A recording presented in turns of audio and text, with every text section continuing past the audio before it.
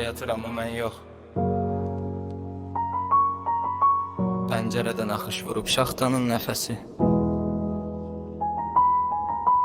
Kəsilib küçələrin, binaların səsi. Küçə lampaları tənha.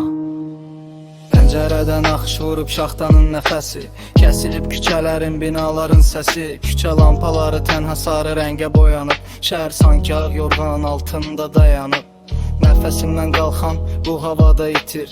Hər addımım köhnə xatirəyə yetir. Gəncənin qışı sərtdir amma doğmadır mənə. Ürəyimdə sözlər var deyə bilmirəm sənə. Qış gecələrinin birində yenə tək donub xatirələr. Sanki bir dilək soyuqdur küçələr. Buz bağlayıb yollar ağrıdır qəlbimi bu tənha. Qış gecelerinin birinde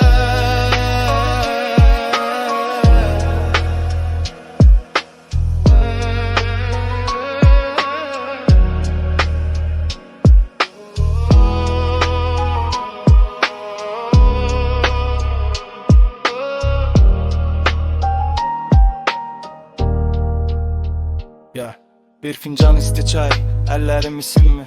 Zaman keçir sürətlə amma ruhum dincəlmir. Təqvimlər dəyişir, illər gedir ard-arda. Kimi isti evində, kimi qalıb boranda. Bu gecə sükut mənim ən yaxın dostumdur. Yazdığım hər sətir sanki bir sonumdur. Qar dənələri rəqs edir, hərəsi bir taley. Bu qışın sınağı sanki mənə bir giley. Bəzən üşümək üçün qar lazım deyil. İnsanın içində bir boşluq olanda bütün fəsillər qış olur. Amma hər qışın sonunda bir bahar var. Bilirəm.